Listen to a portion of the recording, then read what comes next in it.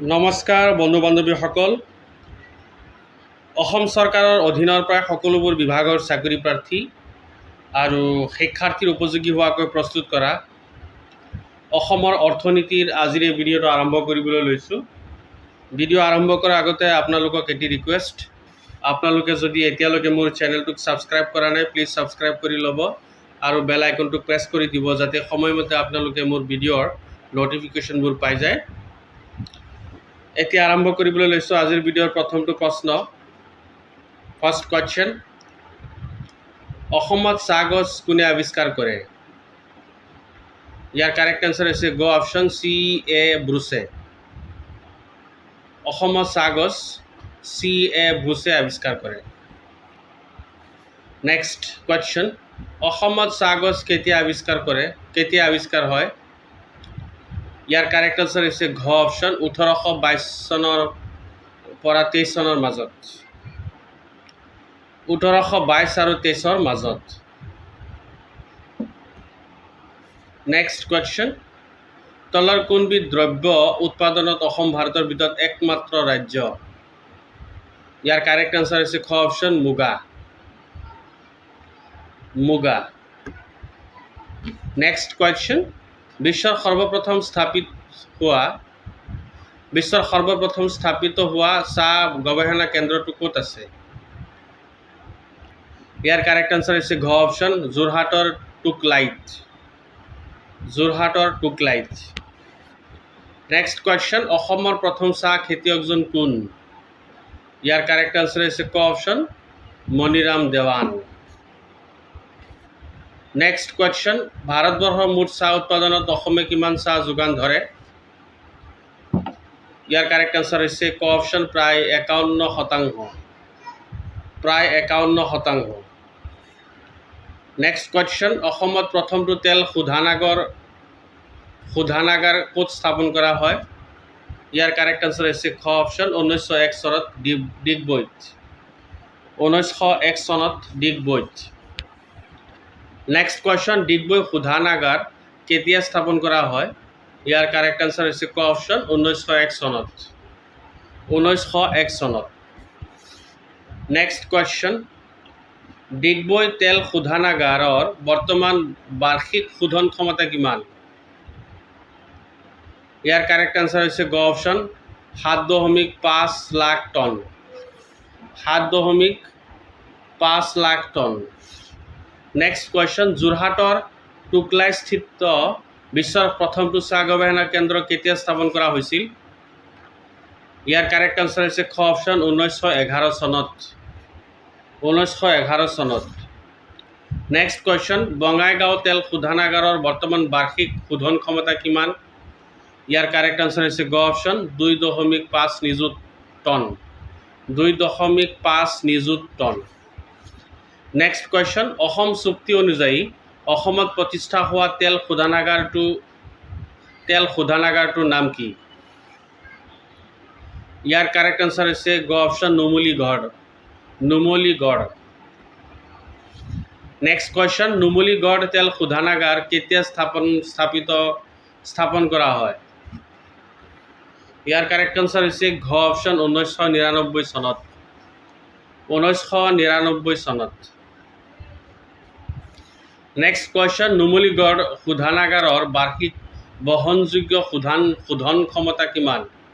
ইয়াৰ correct answer হৈছে খ option 3 নিযুত টন। Next question, oil India limited কোম্পানীৰ প্ৰধান কাৰ্যালয়টো ক'ত আছে? ইয়াৰ কাৰেক্ট আনচাৰ হৈছে ঘ অপশ্যন দুলিয়াজানত। নেক্সট কুৱেশ্যন, বিশ্বৰ দ্বিতীয়টো তেল শোধনাগাৰ অসমৰ কোন ঠাইত আছে? ইয়াৰ কাৰেক্ট আনচাৰ হৈছে ঘ অপশ্যন ডিগবৈত। নেক্সট কুৱেশ্যন, অসমৰ শিলঘাটত থকা মৰাপাট কলটো কেতিয়া স্থাপন কৰা হৈছিল? ইয়াৰ কাৰেক্ট আনচাৰ হৈছে গ অপশ্যন 1970 চনত। নেক্সট কুৱেশ্যন, অসমৰ সৰ্বাধিক ব্যস্ত ৰাষ্ট্ৰীয় ঘাইপথ কোনটো? ইয়াৰ কাৰেক্ট আনচাৰ হৈছে ক অপশ্যন 37 নং ৰাষ্ট্ৰীয় ঘাইপথ। 37 নং ৰাষ্ট্ৰীয় ঘাইপথ। নেক্সট কুৱেশ্যন, গুৱাহাটীস্থিত নুনমাটি তেল শোধনাগাৰৰ শুভাৰম্ভ কেতিয়া হয়? ইয়াৰ কাৰেক্ট আনচাৰ হৈছে ক অপশ্যন 1961 চনত। 1961 চনত। নেক্সট কুৱেশ্যন, অসমত সৰ্বপ্ৰথম কিমান চনত ৰেলপথ স্থাপন হৈছিল? ইয়াৰ কাৰেক্ট আনচাৰ হৈছে গ অপশ্যন 1882 চনত। 1882 চনত।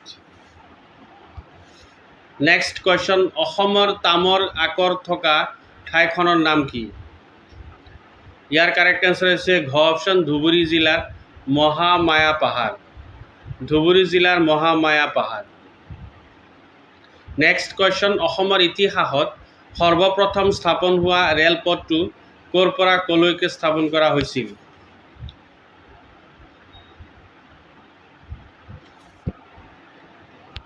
ইয়াৰ আনচাৰটো নেক্সট ভিডিঅ'ত আহিব। নেক্সট কুৱেশ্যন, নুনমাটি তেল শোধনাগাৰৰ বৰ্তমান বাৰ্ষিক শোধন ক্ষমতা কিমান? ইয়াৰ কাৰেক্ট আনচাৰ হৈছে ক অপশ্যন 1.5 নিযুত টন। নেক্সট কুৱেশ্যন, বঙাইগাঁও তেল শোধনাগাৰ কেতিয়া স্থাপন কৰা হয়? ইয়াৰ কাৰেক্ট আনচাৰ হৈছে গ অপশ্যন 1962 চনত। 1962 চনত।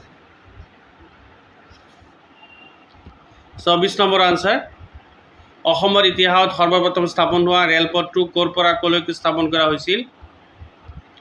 ইয়াৰ আনচাৰ হৈছে খ অপশ্যন ডিব্ৰুগড়ৰ পৰা মাকুম, মাকুমৰ পৰা লেখাপানীলৈ। ডিব্ৰুগড়ৰ পৰা মাকুম আৰু মাকুমৰ পৰা লেখাপানীলৈ। নেক্সট কুৱেশ্যন, অসমৰ বাঁহ বেতৰ বস্তু উৎপন্ন হোৱা ঠাইখনৰ নাম কি? ইয়াৰ কাৰেক্ট আনচাৰ হৈছে ক অপশ্যন নলবাৰী জিলাৰ মুগকুচি গাঁৱত। নলবাৰী জিলাৰ মুগকুচি গাঁৱত। নেক্সট কুৱেশ্যন, গুৱাহাটীত কেতিয়া চাহ নিলাম কেন্দ্ৰ স্থাপন কৰা হয়? ইয়াৰ কাৰেক্ট আনচাৰ হৈছে খ অপশ্যন 1972 চনত। নেক্সট কুৱেশ্যন, হাতী দাঁতৰ বস্তু তৈয়াৰ কৰা ঠাইখনৰ নাম কি? ইয়াৰ কাৰেক্ট আনচাৰ হৈছে গ অপশ্যন বৰপেটা।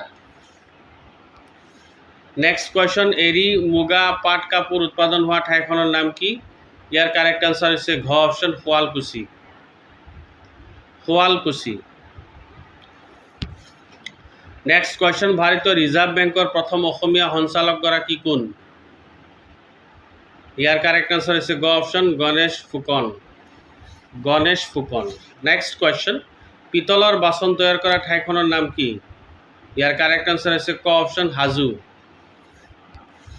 নেক্সট কুৱেশ্যন, অসমৰ কপাহ উৎপাদন হোৱা ঠাইখনৰ নাম কি? ইয়াৰ কাৰেক্ট আনচাৰ হৈছে ক অপশ্যন মিকিৰ পাহাৰ। মিকিৰ পাহাৰ। নেক্সট কুৱেশ্যন, কাঁহৰ বাচন তৈয়াৰ কৰা ঠাইখনৰ নাম কি?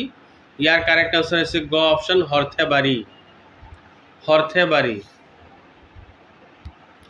নেক্সট কুৱেশ্যন, এছিয়াৰ ভিতৰতে সৰ্ববৃহৎ পখিলা উদ্যানখন অসমৰ কোন ঠাইত আছে?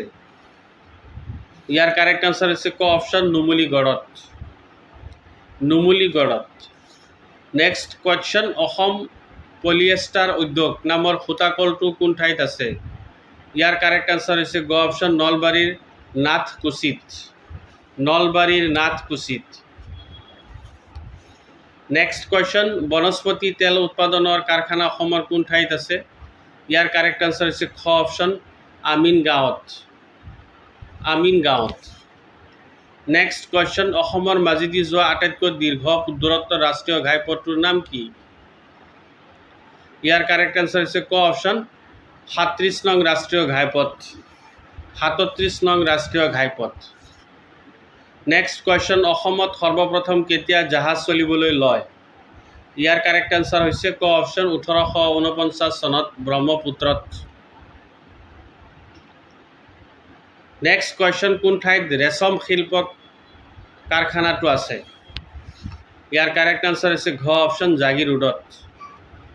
জাগিৰোডত। নেক্সট কুৱেশ্যন, অসম ৰাজ্যিক সমবায় এপেক্স বেংকটো কোন চনত স্থাপন কৰা হৈছিল? ইয়াৰ কাৰেক্ট আনচাৰ হৈছে ঘ অপশ্যন 1948 চনত। 1948 চনত। বন্ধু বান্ধৱীসকল আজিৰ এইটো ভিডিঅ'ত ইমানেই নেক্সট ভিডিঅ'ত আমি আৰু কিছুমান ইম্পৰ্টেণ্ট কুৱেশ্যনছ আলোচনা কৰিম thank you so much for watching this video have a good day